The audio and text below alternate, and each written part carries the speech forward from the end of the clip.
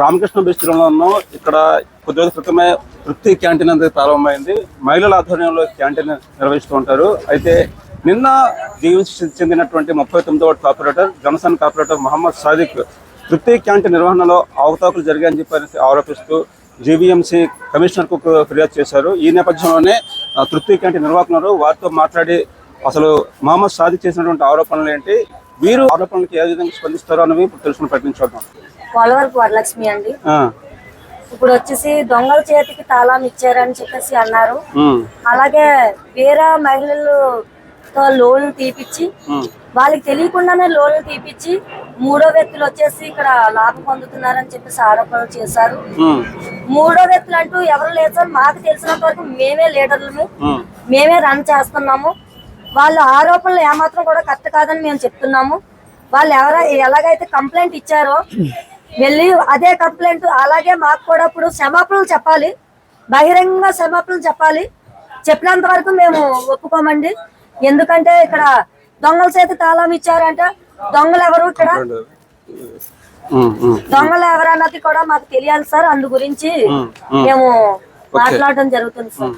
ఇది 11వ నెల 6వ తారీఖున ప్రారంభించాం సార్.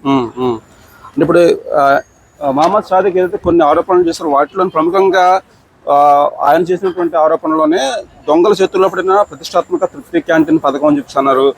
వీటిలోని కార్పొరేటర్ ఏదైతే కొన్ని అంశాలు డిమాండ్ చేస్తున్నారో ఒకసారి ముందుగా మనం తెలుసుకునే ప్రయత్నం చేద్దాం.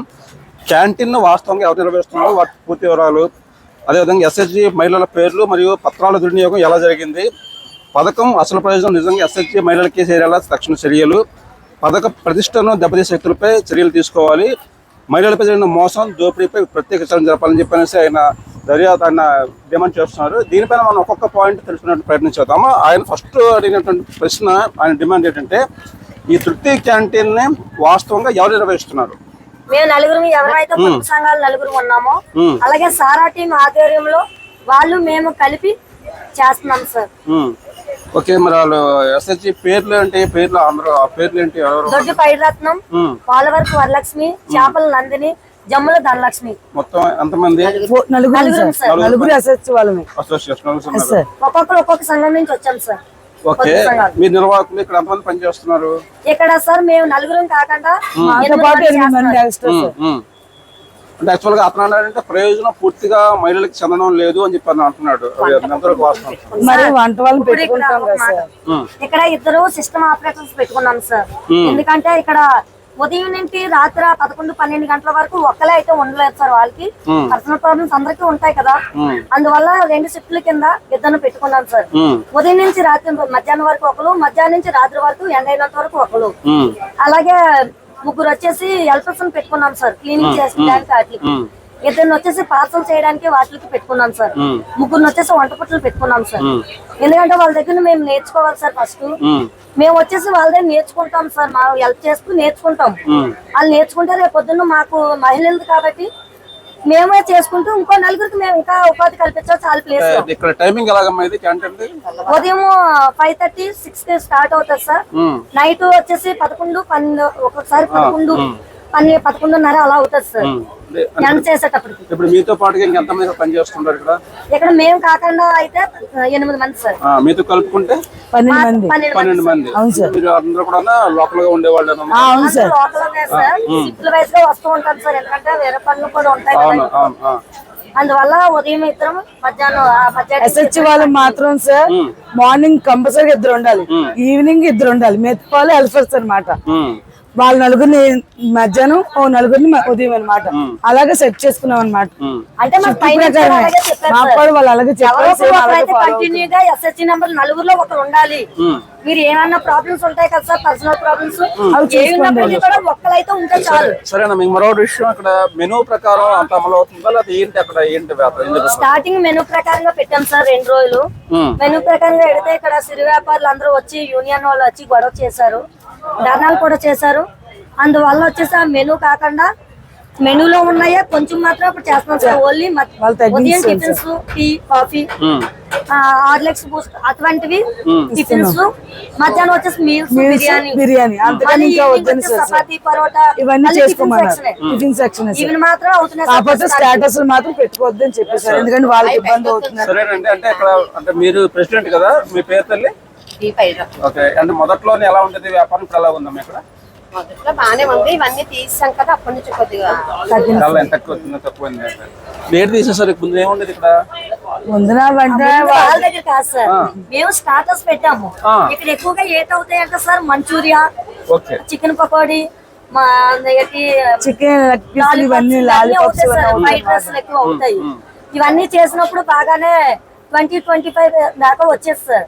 ఆ 2 days బాగా వచ్చింది. ఆ తర్వాత నుంచి 15,000 లోపే అలాగా లాభం వచ్చినా నష్టం వచ్చినా సరే అందులో మళ్ళీ ఈవినింగ్ అయ్యేటప్పటికి ఖర్చు ఎంత, మనకు మిగిలింది ఎంత, వాళ్ళకి వర్కర్స్ ఎంత ఇవ్వాలి, ఇవన్నీ చూసుకోవాలి కదా సార్. మరి ఓనర్ చూసుకుంటే బాగానే ఉంది ప్రస్తుతం.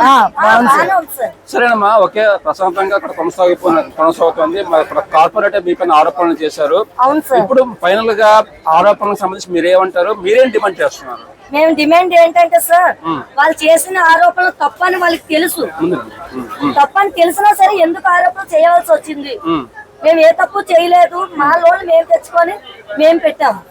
ఎవరో లోన్లు ఎవరో వాళ్ళకి తెలియదు. మా పొదుపు సంఘాలు కాదు, మా జీవీఎంసీ కూడా కాదు, వాళ్ళు ఎవరో ప్రైవేట్ సంస్థ వచ్చి మా సంస్థ మీద ఎందుకు పడ్డారు?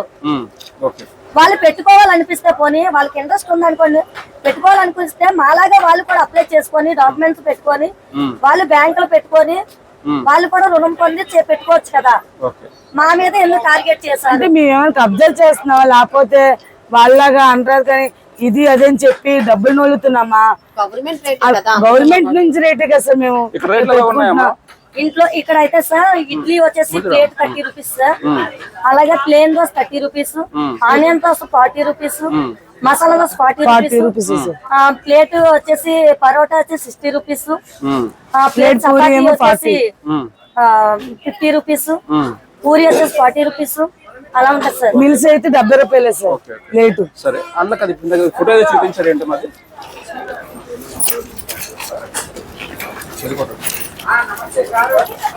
ఇతను వచ్చేసి చెప్పండి. సాదిక్ గారండి, 39వ వార్డు కార్పొరేటర్ గారు. వీళ్ళు వచ్చేసి వాళ్ళు దత్తులని చెప్పాలి సార్, వెనకాల తిరుగుతారు కదా, మరి ఆ పని పాటు లేని వాళ్ళు అనమాట సార్. మా మీద దెబ్బలేయడానికి వచ్చారు.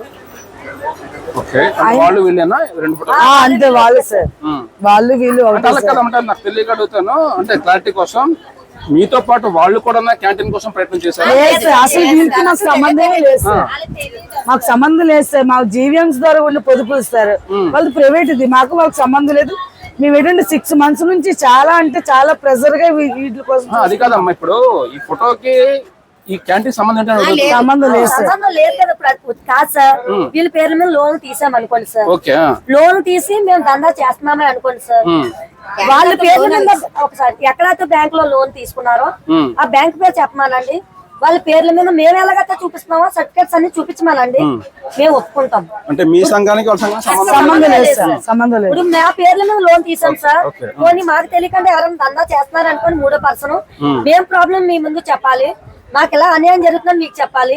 మేమే ఇక్కడ పనిచేసేటప్పుడు, మేమే సప్లై చేసేటప్పుడు మాకెందుకు ఆరోపణలు వస్తున్నాయి అన్నది మాకు డిమాండ్. ఓకే, అంటే అలా కదా. ఇప్పుడు క్యాంటీన్ ప్రారంభానికి మీకు ఎన్ని లక్షలు లోన్ ఇచ్చారు, మళ్ళీ ఎంతకాలంలో తీర్చాలి? మాకు వచ్చేసి 5 సంవత్సరాలు తీర్చాలి సార్. ఎన్ని లక్షలు ఇచ్చారు? 8 లక్షలు అంటే 10,88,000 ఇచ్చారు సార్. అందులోని ఒక వంతు వచ్చేసి వాళ్ళు వచ్చేసి 38,000. పొదుపు సంఘాలు అదొక ప్రాజెక్ట్ సార్. వాళ్ళది వచ్చేసి 3,80,000 సార్. వాళ్ళది అది ఇది కలిపి 15 లక్షలు చిల్లర సార్. సార్ ఇది ఇక్కడతో ఆపేసి మాకు క్షమాపణ చెప్పి తప్పు అయిపోయిందని ఒప్పుకుంటే పర్లేదు సార్. ఎందుకంటే ఇలాగ అన్నం తప్పు సార్. ఇప్పుడు దొంగలంటే అర్థమైంది సార్. మాకు ఫ్యామిలీస్ ఉన్నాయి. ఈయన దొంగ గింగ అసలు ఆయన ఎవరు? వాడికి మాకేం సంబంధం ఉందా? కార్పొరేటర్ అయితే మాకేం చేశాడు సార్.